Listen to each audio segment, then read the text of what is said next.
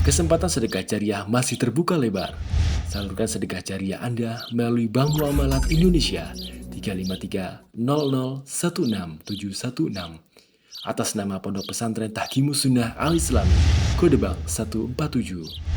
Informasi dan konfirmasi 0813 7314 7983. Jazakumullahu khairan.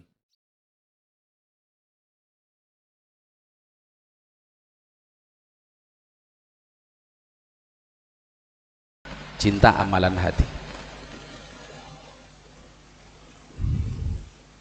Ketika dituntut pembuktiannya naik di situ. Makanya ilmu dan pengakuan kualitas iman itu saat kita duduk nggak ada masalah begini, baik yang menyampaikan atau yang mendengar sama-sama mudah. Tapi ketika Allah Subhanahu wa Ta'ala ingin tahu kualitasnya, disitulah baru terwujud apa tidak. Ya, nah, baik.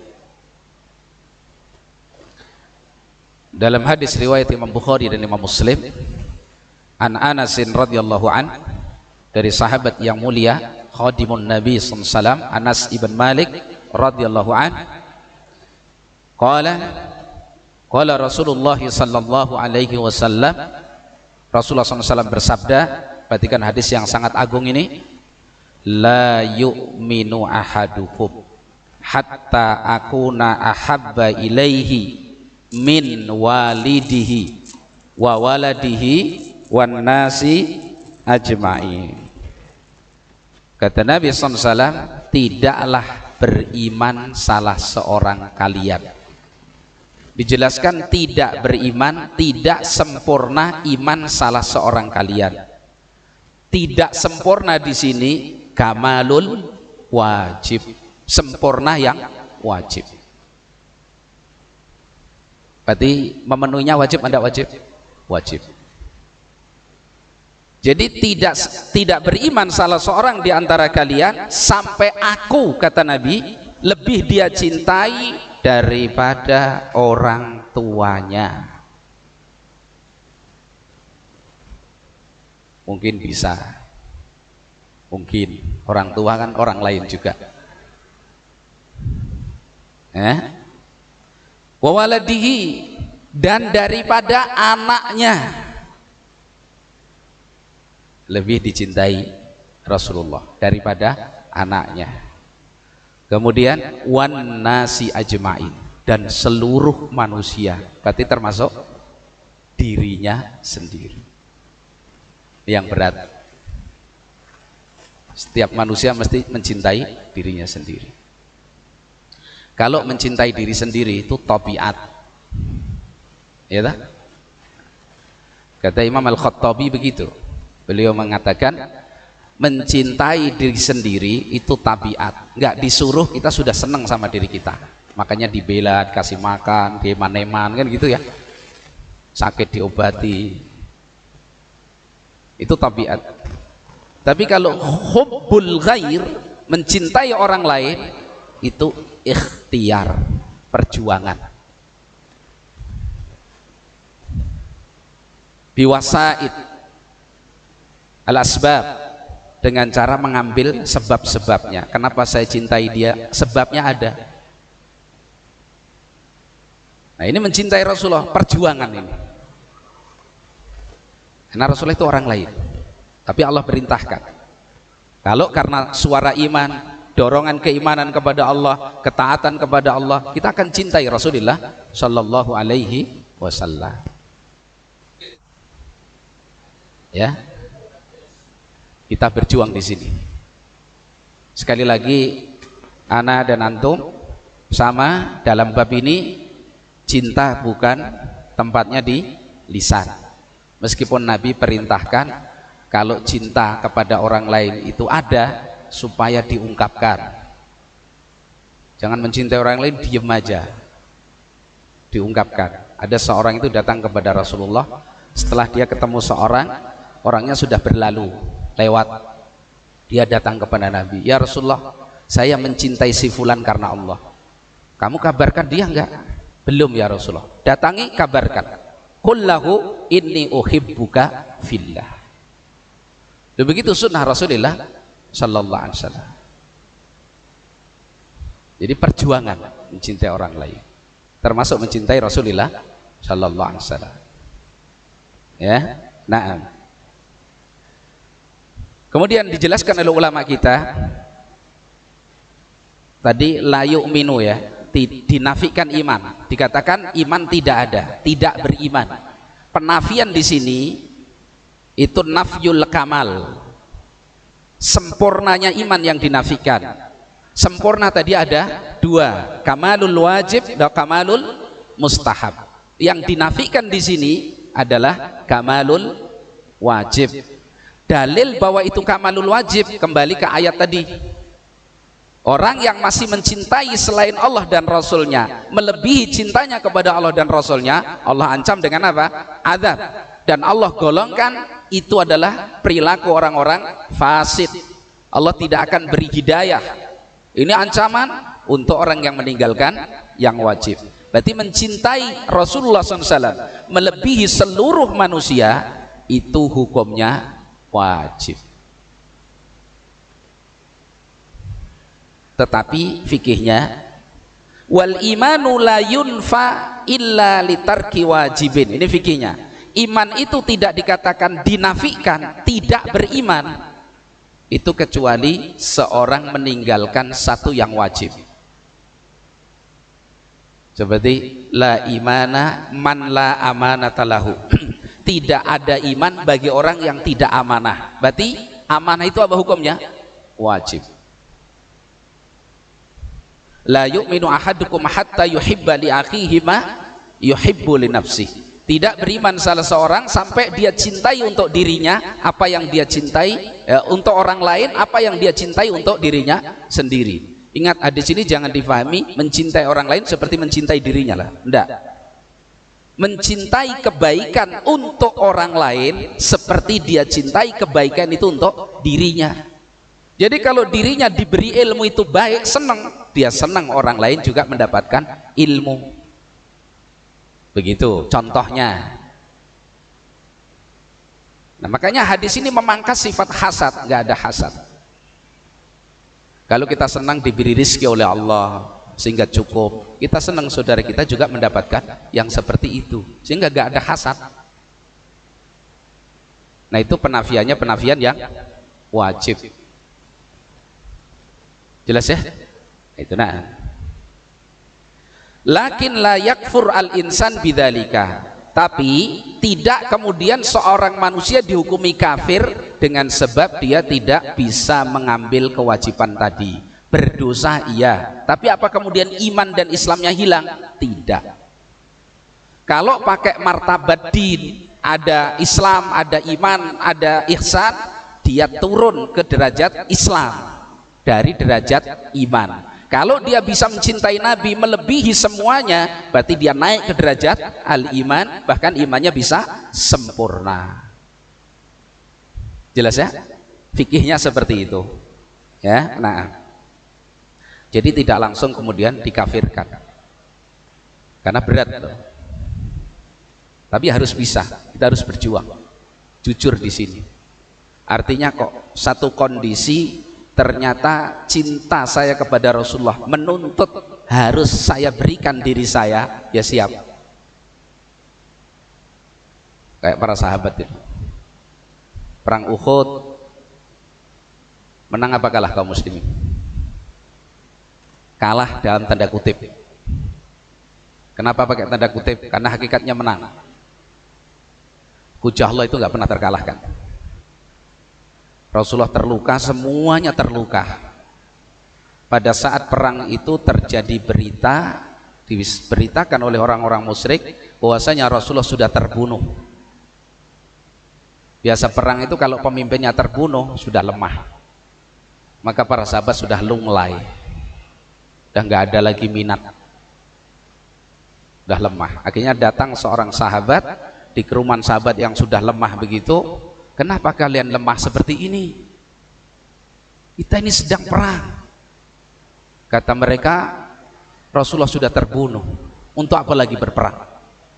Maka sahabat ini mengatakan, kalau Rasulullah sudah mati terbunuh, untuk apa kalian hidup? Apa artinya kita ini hidup?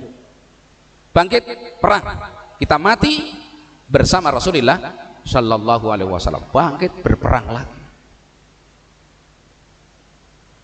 Jadi nyawanya para sahabat itu sudah jadi taruhan untuk Rasulullah Shallallahu Alaihi Wasallam.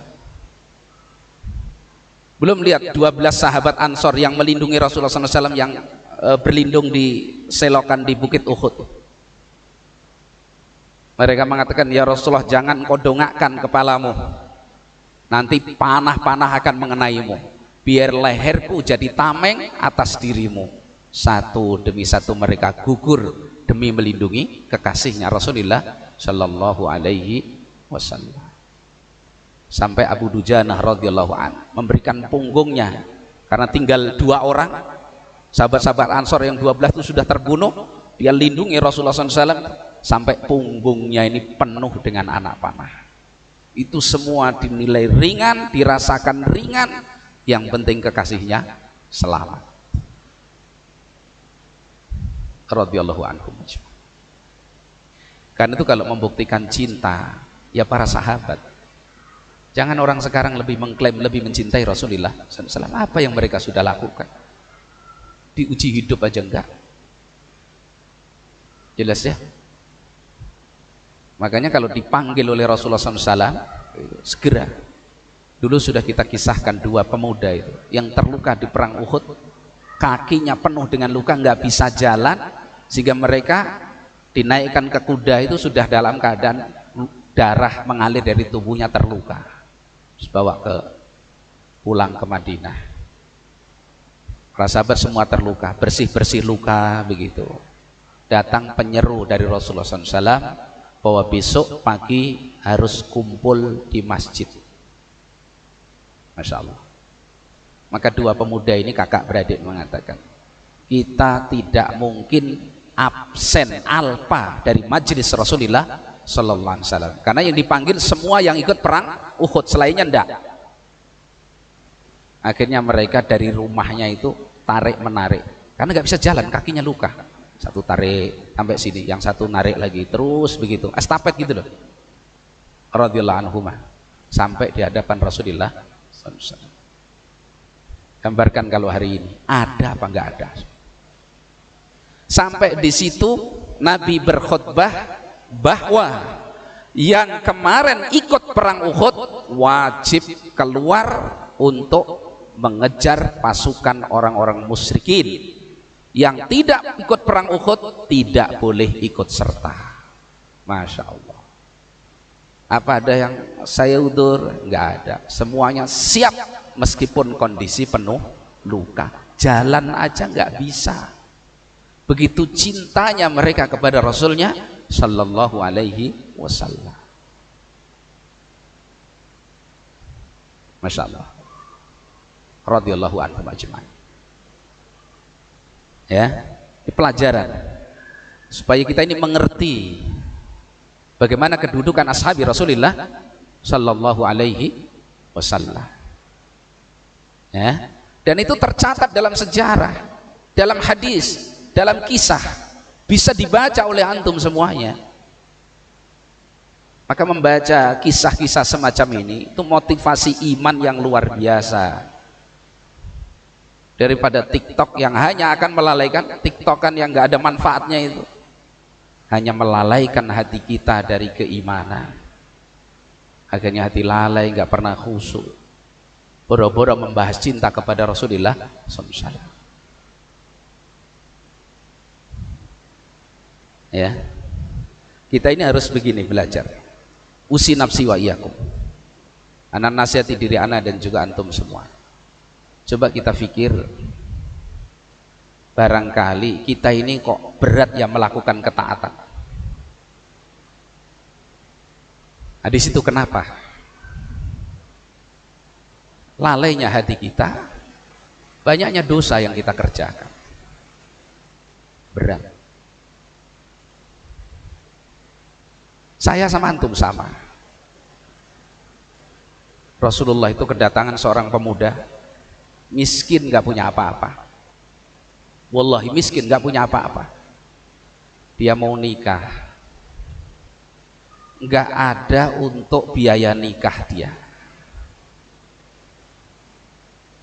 Rasulullah cuman bilang, kamu datang ke kabilah fulan, bilang saya ini utusannya Rasulullah, bilang sama kepala kabilahnya sana, saya utusan Rasulullah, diminta agar kalian mempersiapkan semua paket untuk pelaksanaan walimah.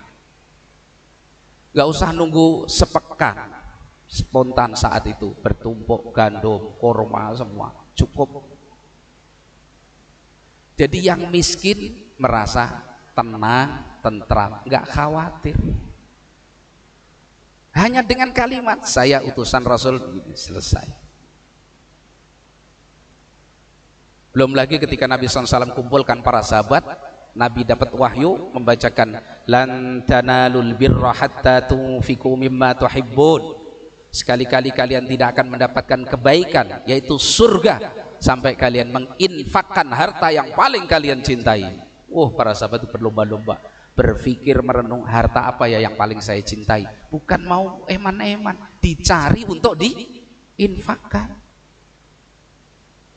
Mereka mendapatkan, datang kepada Nabi SAW, ya Rasulullah, harta yang paling saya cintai adalah kebun kurma saya. Saya punya banyak kebun kurma, tapi yang paling bagus, yang paling saya cintai kebun kurma yang ini untuk Allah dan Rasulnya.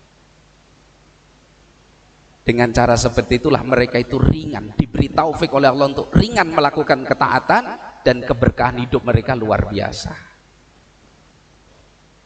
Tawakulnya yang tinggi, keimanannya yang luar biasa.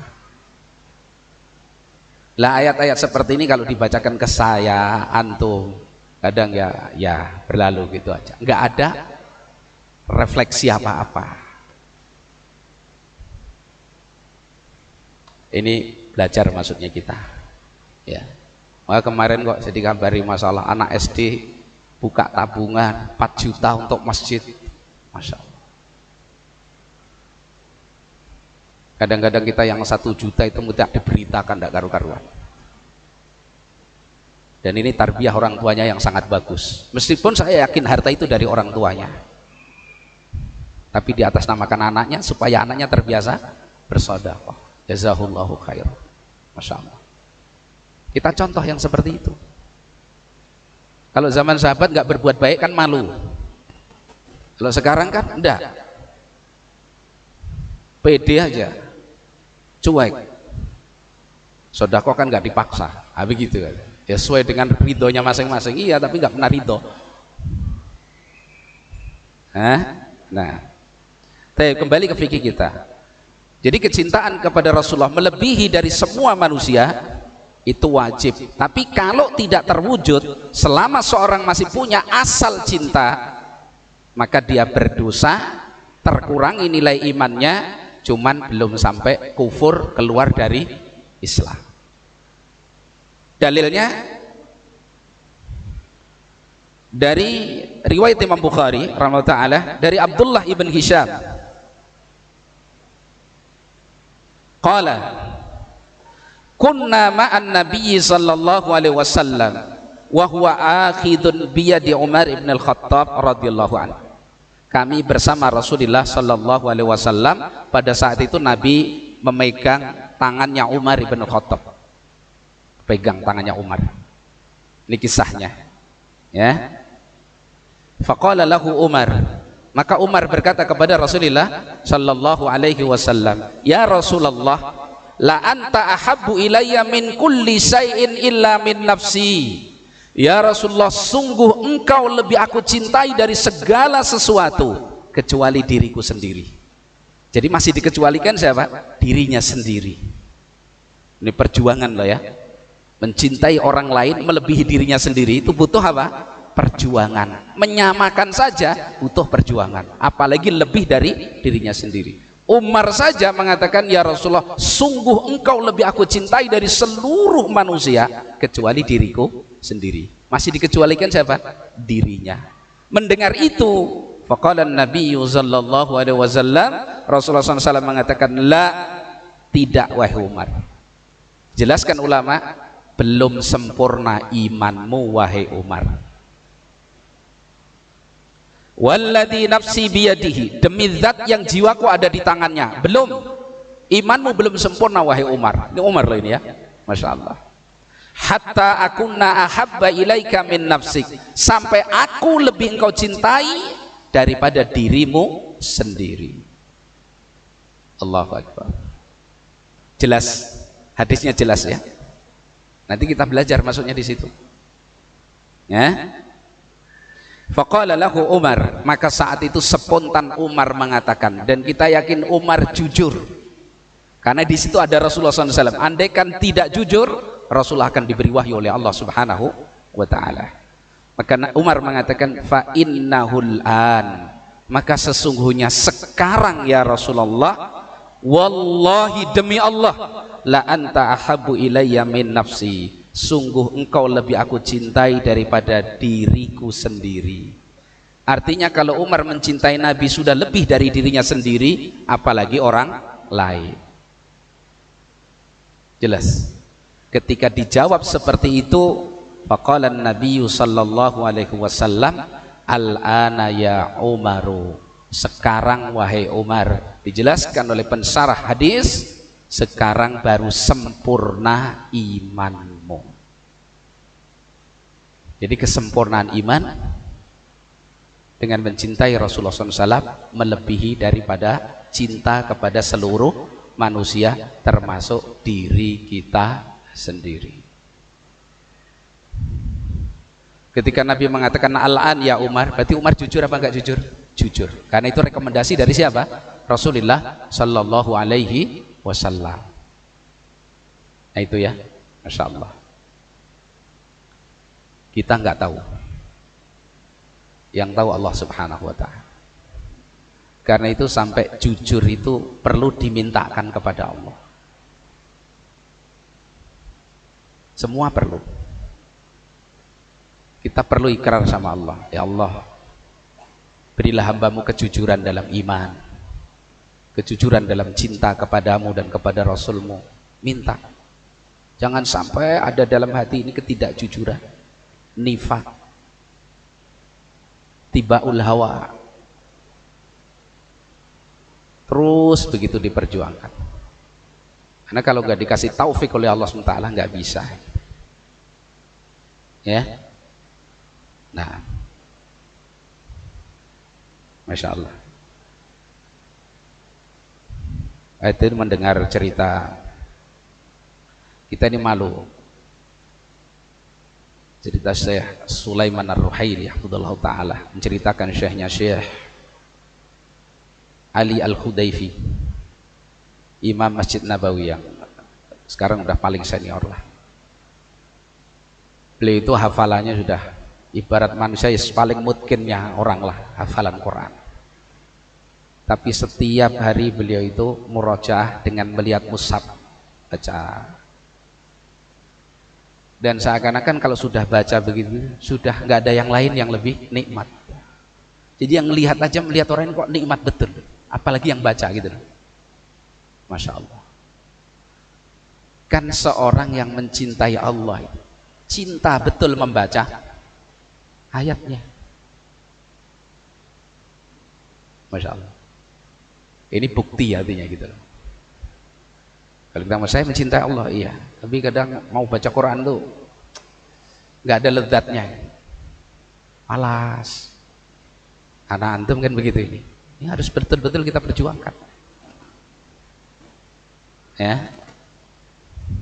Itu baru perbandingan para ulama kita hari ini.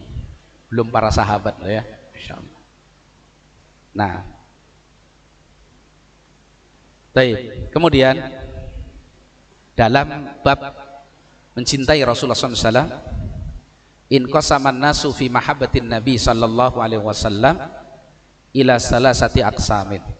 Manusia dalam cinta kepada Nabi SAW terbagi 3 golongan. Ini fikih mencintai Nabi. Manusia di dalam mencintai Rasulullah SAW terkelompokkan menjadi 3 golongan. Al-awwal ahlul ifrat, orang-orang yang berlebih-lebihan di dalam menyatakan cinta kepada Rasulullah sallallahu alaihi wasallam. Hulu. Dan ini berbahaya. Di antara sebab terbesar terjadinya kesyirikan adalah al-ghuluwu bis shalihin. Mengkultus individukan orang-orang soleh. Kenapa orang ya Syekh Fulan, ya Syekh Abdul Qadir Jailani Aghisni, karena gulu kepada Syekh Abdul Qadir. Kan gitu. Gurunya misalnya gulu. Akhirnya berbuat syirik, sembah selain Allah SWT. Demikian juga gulu kepada Rasulullah SAW. Iyakum wal ghulu, kata Nabi. Jauhilah kalian sifat berlebih-lebihan. Berlebihan dalam segala hal nggak boleh. Apalagi pintu kesyirikan, berlebihan dalam mengagumi tokoh. Akhirnya diangkat tokoh ini melebihi kedudukannya. Nah, Rasulullah SAW sudah berpesan. Beliau mengatakan dalam hadis yang keluarkan oleh Imam Bukhari dalam sahihnya, la tutruni kama atratin nasara Isa ibn Maryam, innama ana abdun faqulu abdullahi wa rasuluh. Jangan kalian melebih-lebihkan aku seperti orang-orang Nasrani melebih-lebihkan Isa ibn Maryam. Saya hanyalah hamba Allah, maka kul, ucapkan hamba Allah dan Rasulnya. Jadi setinggi apapun derajat Rasulullah SAW, beliau manusia biasa, tidak punya sifat ketuhanan.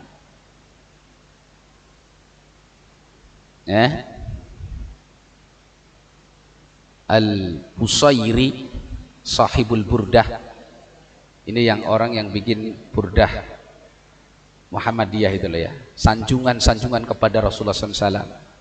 Di antara yang dia katakan adalah wa min judikad dunya qadarratuha.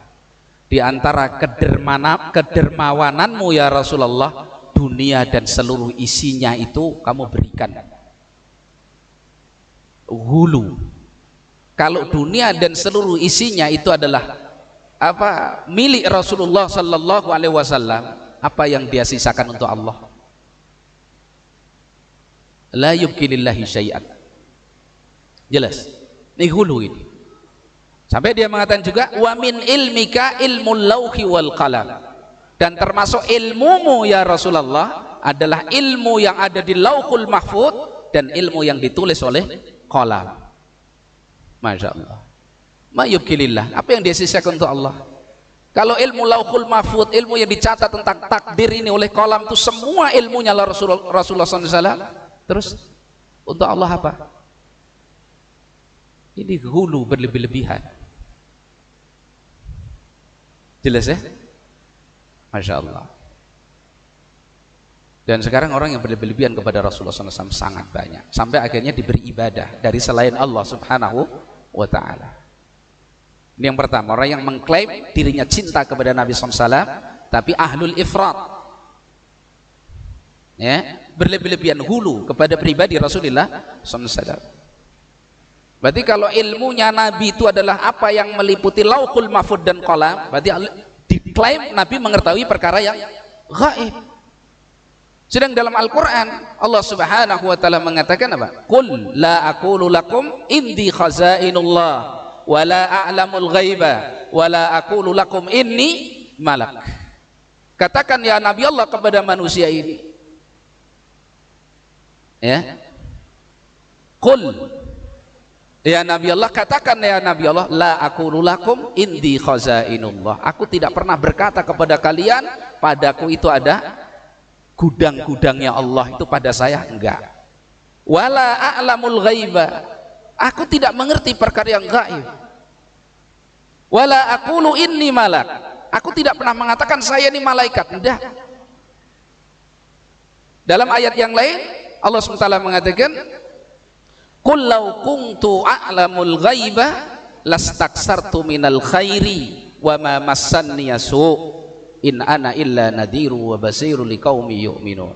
Katakan, andaikan aku mengerti yang gaib, tentu aku akan ambil kebaikan semua untukku dan tidak akan pernah menyentuhku madarat. Saya nggak akan pernah sakit, saya nggak akan pernah kalah, saya nggak akan pernah menderita, saya nggak akan pernah sedih. Tapi Rasulullah itu orang yang paling deras, paling berat ujiannya. Jadi Rasulullah itu nggak ngerti yang gaib. In attabi'u illa ma yuha ilayya mir rabbi. Tidaklah aku mengikuti kecuali wahyu yang Allah wahyukan kepadaku. Hanya itu saja. Jelas ini kan ghulu, berlebihan kepada pribadi Rasulullah sallallahu alaihi wasallam. Jelas ya? Dalam ayat yang lain Nabi diperintah mengatakan, qul innama ana basarum mislukum. Aku hanyalah manusia semisal kalian. Ya. Sampai beliau berdoa khawatir terjadi hulu pada kaumnya setelah beliau wafat.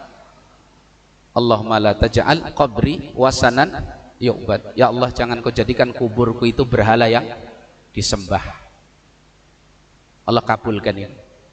Kubur Nabi dijaga, meskipun itu dikritisi habis-habisan sama orang-orang musyrikun ahlul bidah yang nembok kubur Nabi dan seterusnya.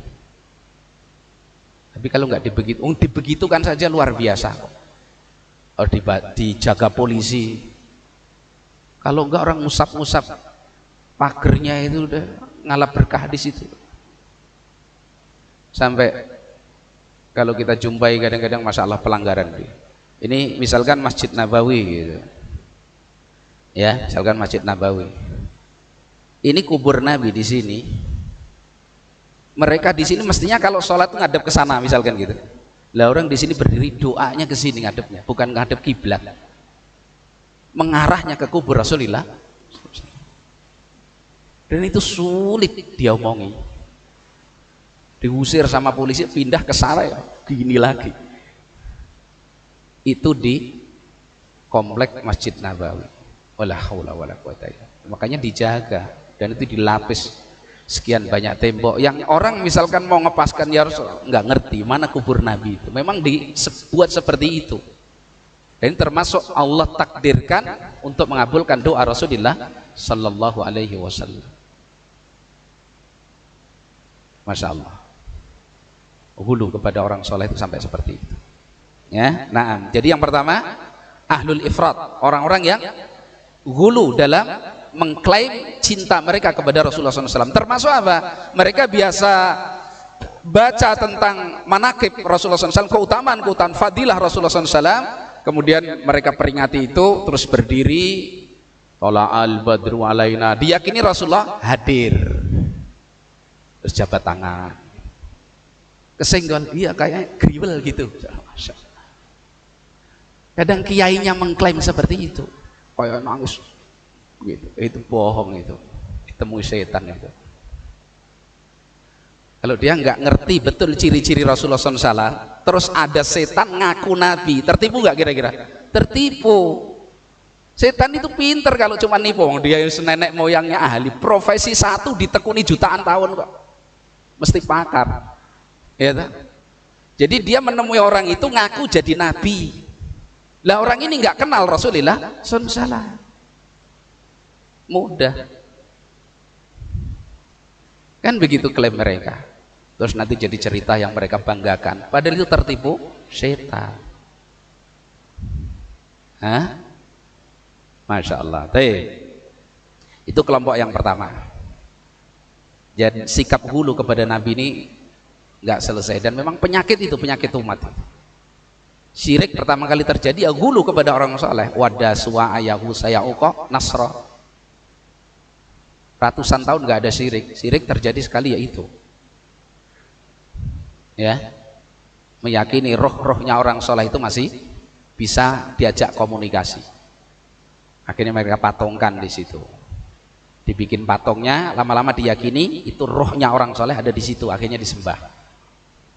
Itu kesyirikan pada kaumnya Nuh. Pertama kali kesyirikan terjadi. Maka kalau kagum kepada seorang tokoh jangan berlebih-lebihan.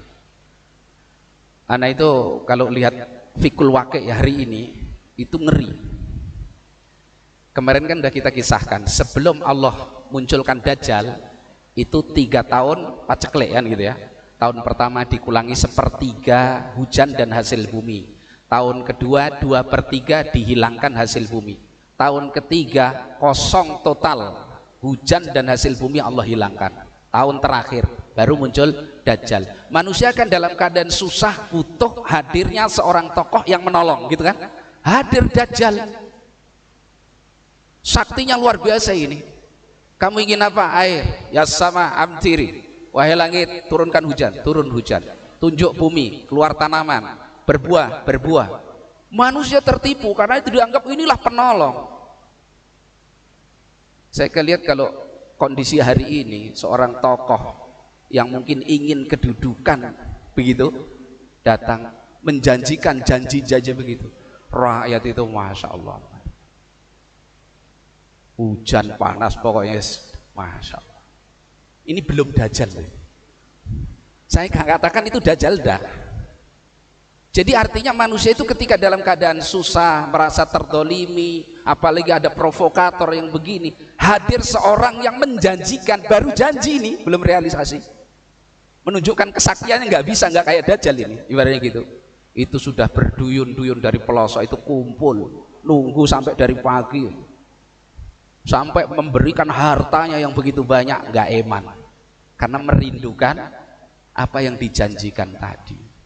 Saya itu melihat itu masya Allah, ketika tokoh datang suatu tempat dikerumuni ribuan orang begitu, suruh ngacung semua, ngacung, suruh nangis, nangis semua, suruh ngangguk, ngangguk semua. Pokoknya sudah kayak binatang yang dikasih keluh itu dibawa kemanapun sudah, masya Allah. Bahkan berkorban untuk itu dianggap itu jihad fisabilillah, sedekah fisabilillah, masya Allah. Saya gambarkan gimana keadaan sulit 3 tahun paceklik sampai tahun terakhir nggak ada apa-apa, muncul Dajjal. Orang kadangnya nggak memikir iman lagi, sampai jual agama pun ya, masya Allah. Haula wala quwata.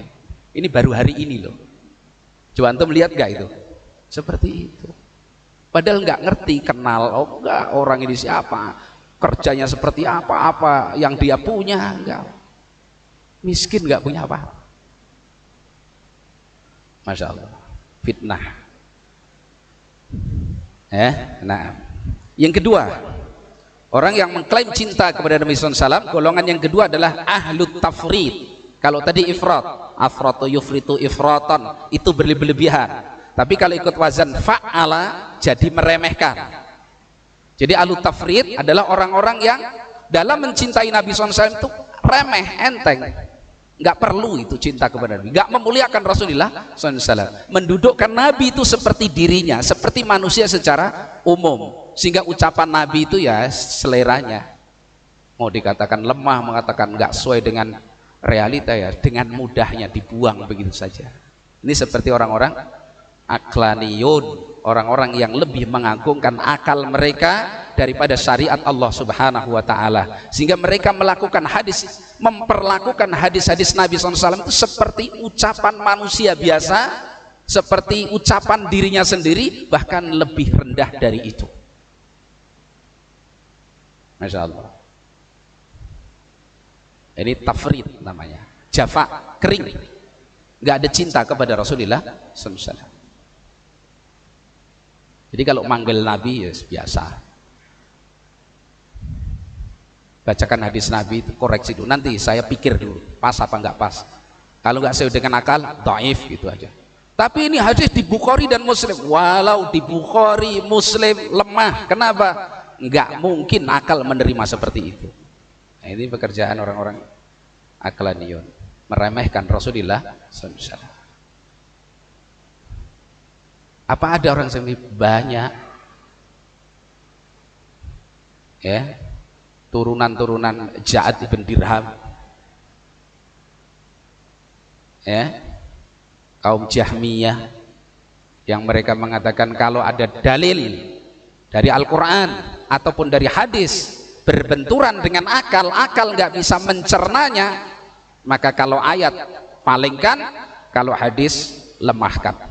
Karena kalau mau melemahkan ayat nggak mampu, Quran kok dianggap dhaif, enggak, maka ditakwil. Kalau hadis lemah gitu aja udah selesai. Nah ini yang jadi PR berat dan besar bagi kaum muslimin sejak munculnya fitnah ini di akhir masa tabi'in. Muncul fitnah Ja'ad ibn Dirham, Jahmiyah, filsafat, ilmu kalam, terus mereka kata-kata ini ilmu tauhid, kayak gitu ya. Pemuda-pemuda sekarang yang semangat kadang-kadang nggak nyadari ini, diajari hal-hal seperti itu, diajari mengolah pikiran untuk membantah dalil. Akhirnya ditanamkan apa? Jangan mudah percaya, walaupun sama ayat jangan percaya dulu sampai akalmu bisa membuktikan. Begitu rumusnya. Padahal apa yang ada pada makhluk itu terbatas sebagaimana makhluk itu terbatas. Akal kan sama dengan mata kita, mata sama dengan telinga kita, telinga sama dengan fisik kita, tangan kita, kaki kita jalan, ada batas kemampuannya? Ada. Mata kita melihat, ada batas kemampuannya? Ada. Kalau sudah dibalik tabir sana udah nggak kelihatan, sudah tertutup begitu dengan gelap, sudah nggak kelihatan. Apalagi sudah min begitu, min plus plus, serempet itu. Tulisan sudah, pokoknya garis gitu aja udah. Itu terbatas. Lah mata pada kita, akal juga ada pada kita. Berarti terbatas nggak terbatas? Terbatas. Kalau dipaksakan rusak. Allah itu sudah beri ini yang wilayahnya akal, ini tidak. Ini akal yang harus mencerna dan ini akal yang harus menerima, mau nggak mau harus diterima. Itu sudah Allah pilah supaya akal kita ini sehat. Nah, orang-orang yang aklaniun, ahli kalam, mutafalsifah itu mau menjajah semua ruang. Padahal tokoh-tokoh mereka sudah menyesal semuanya. Sampai seperti Imam Al-Ghazali, kisahkan oleh para ulama kita, menyesal. Fakhrur Razi sudah dikafirkan oleh Syekhul Islam Ibnu Taimiyah. Karena saking mengembaranya di ilmu filsafat, lama-lama jadi mengimani hal-hal yang aneh-aneh gitu. Jadi kalau orang bicara sekarang kayak ngeblank gitu, ngelantur. Ilmu yang halus-halus begitu diimani begitu. Akhirnya dikafirkan, sampai dikafirkan oleh Syekhul Islam. Kemudian dinukil dia bertaubat. Semuanya bertaubat.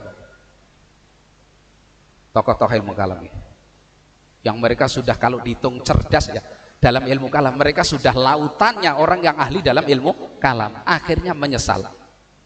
Sampai diantara mereka mengatakan pengembaraan selama ini yang menghabiskan seluruh umur, hasilnya hanya memisahkan hati dari jasad, gersang. Tidaklah kita kumpulkan kecuali kata fulan, menurut fulan, definisi fulan, nggak ada. Mereka sesali semua itu. Kembali ke akidah ahli sunnati wal jamaah. Nah ini ya. Kemudian yang ketiga, al-mutawassitun bainal ifrati wat tafrid. Orang-orang yang dalam mencintai Nabi, mensikapi pribadi Rasulullah SAW itu mutawassitun, berada di tengah, tidak berlebih-lebihan, tidak pula meremehkan. Ya, itulah orang-orang yang benar dalam mendudukkan Rasulullah Sallallahu Alaihi Wasallam. Tidak berlebihan sampai diangkat melebihi kedudukannya, sampai diibadahi dari selain Allah, sampai disanjung-sanjung melebihi kedudukan manusia. Ini ahlul ifrat. Yang lainnya meremehkan seperti orang-orang mutafalsifat tadi. Ahlus sunnah mutawassit, pertengahan, tidak hulu, tidak jafa, tidak ifrat, tidak tafrid, tidak berlebihan, tidak pula meremehkan, tapi mendudukkan Rasulullah mengikuti kedudukan yang Allah berikan melalui dalil-dalil yang ada. Dicintai Nabi SAW, dicintai, tapi kecintaannya adalah kepada Nabi, tidak sama dengan cintanya kepada Allah Subhanahu wa Ta'ala. Kalau Allah dicintai kemudian diberikan ibadah, konsekuensi cintanya adalah diberikan ibadah kepada Allah. Rasulullah dicintai tapi tidak ada peribadahan kepada Rasulullah sallallahu alaihi wasallam. Jelas ya? Allah Subhanahu wa Ta'ala mengatakan, la taj'alu du'a ar-rasuli bainakum ka du'a'i ba'dikum ba'dha. Jangan kalian jadikan panggilan Nabi SAW, seruan Nabi SAW itu seperti panggilan salah seorang di antara kalian kepada sebagian yang lain. Dibedakan.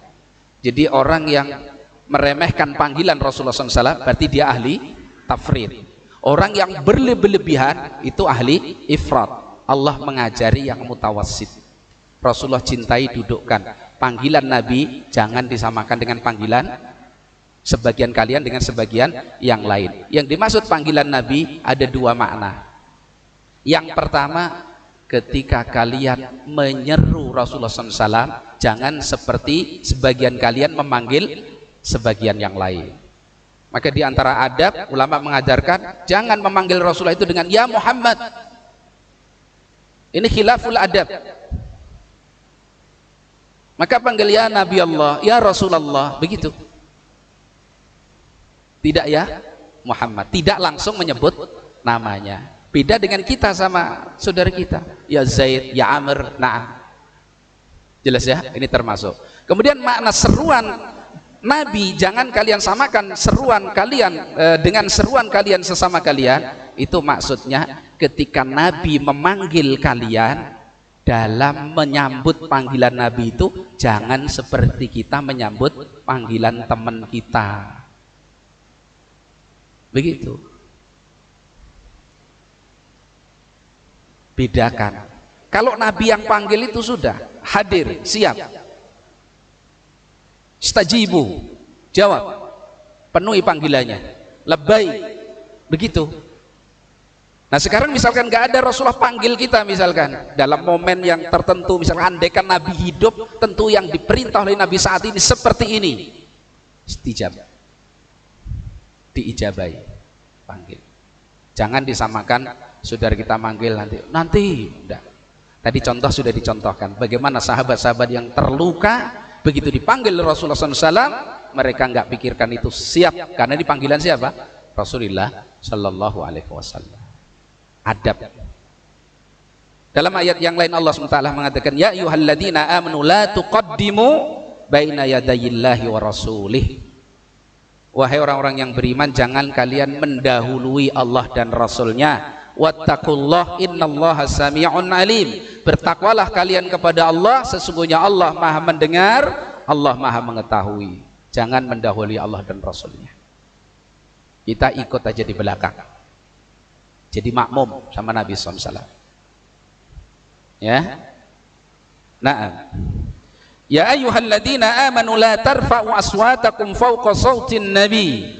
Wahai orang-orang yang beriman, jangan kalian mengeraskan, mengangkat suara kalian di atas suara Nabi sallallahu alaihi wasallam. Wala tajharu lahu bil qauli. Jangan kalian keraskan kepada Nabi dengan satu ucapan, kajahri ba'dikum li ba'din, sebagaimana sebagian kalian mengeraskan suaranya kepada sebagian yang lain. Allah ajarkan adab seperti ini, enggak sama. Memanggil Nabi itu enggak sama.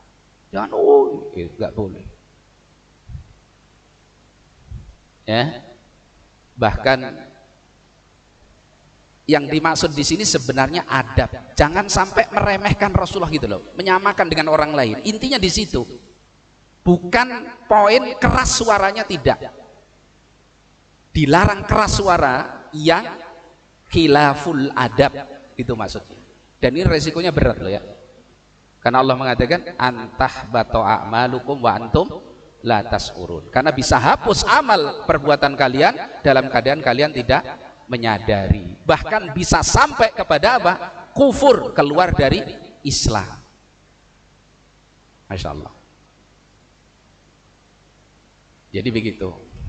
Maksudnya Allah memberikan pelajaran adab kita kepada Rasulullah sallallahu alaihi wasallam. Sampai Sabit ibn Qais yang murung di rumahnya mendengar ayat ini, dia bilang sama istrinya, pasung saya takut saya ini sudah kufur ahli neraka. Dipasuk, taruh di bagian belakang rumah, pasung, minta sendiri karena saya sudah kafir. Saya ini adalah sayyidun, orang yang paling keras suaranya. Di samping Nabi saya juga keras suaranya. Dan Nabi kehilangan Sabit bin Qais. Mana Sabit bin Qais kok nggak kelihatan? Kata tetangganya, saya yang cari kabarnya ya Rasulullah, karena saya tetangganya. Datang dilihat seperti itu keadaannya. Dia merenung, nangis, sedih, pokoknya sudah. Ditanyakan, apa yang terjadi padamu ya Sabit?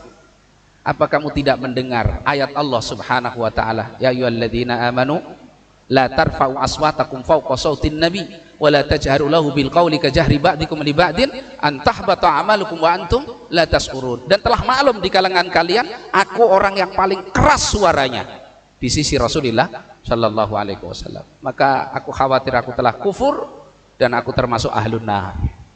Nangis sudah putus asa dia dari hidup. Sampaikan ini kepada Rasulullah sallallahu alaihi wasallam. Maka Nabi sallallahu alaihi wasallam mengatakan, suruh datang dia ke sini. Bal Sabit min ahlil jannah. Bahkan Sabit termasuk ahlul jannah. Dari situ para ulama menjelaskan, inti masalahnya bukan di mengeraskan suaranya, tapi mengeraskan suara yang menyelisihi beradab dengan Rasulullah sallallahu alaihi wasallam. Sampai Sabit ibn Qais setelah itu mendengarkan di tetangganya mengatakan, wahai Sabit, Rasul memanggilmu. Langsung dia buka ini, pasung ini semua, karena saking gembiranya apa yang mau disampaikan oleh Rasulullah SAW itu. Penasaran betul. Akhirnya dia datang kepada Nabi, diberi kabar gembira dengan surga tadi. Sejak saat itu, kata Sabit, saya nggak pernah lagi mengeraskan suara saya melebihi suara Rasulullah SAW. Sampai para sahabat itu mengatakan, kami kalau berbicara di sisi Nabi itu sampai yang lain minta penjelasan, ngomong apa tadi, karena tidak berani mengeraskan suara melebihi suara Rasulullah sallallahu alaihi wasallam. Bahkan ulama hari ini mengambil faidah, ketika kita ziarah kubur Nabi sallallahu alaihi wasallam, nggak boleh berisik mengangkat suara di samping kubur Rasulullah sallallahu alaihi wasallam. Adab kepada Rasulullah SAW itu harus diterapkan ketika beliau masih hidup sampai ketika beliau sudah wafat sallallahu alaihi wasallam. Jelas ya? Nah, maka ambil poin yang ketiga, jadilah orang-orang yang mutawassitun di dalam mensikapi kedudukan Rasulullah sallallahu alaihi wasallam. Kita berupaya mendudukkan Nabi adalah kekasih kita, kecintaan kita, orang yang paling kita cintai. Bahkan ayo kita berjuang, lebih kita cintai daripada diri kita sendiri. Tapi tidak boleh gulu, berlebihan sampai memberikan apa yang menjadi hak Allah kepada Rasulullah sallallahu alaihi wasallam. Demikian insyaallah kajian kita malam hari ini. Insyaallah nanti kita lanjutkan di pertemuan berikutnya. Jazakumullahu khairan atas waktu dan kesediaan antum mendengarkan kajian ini. Mudah-mudahan dengan kesabaran tersebut Allah berikan ilmu yang bermanfaat, yang membuahkan amal yang saleh, dan majelis kita majelis yang diberkahi oleh Allah Subhanahu wa taala. Wallahu alam bisawab. Sallallahu wasallam wa baraka ala nabiyyina Muhammadin wa ala alihi wa sahbihi ajma'in. Subhanakallahumma bihamdik, asyhadu an la ilaha illa anta, astaghfiruka wa atubu ilaik. Assalamualaikum warahmatullahi wabarakatuh.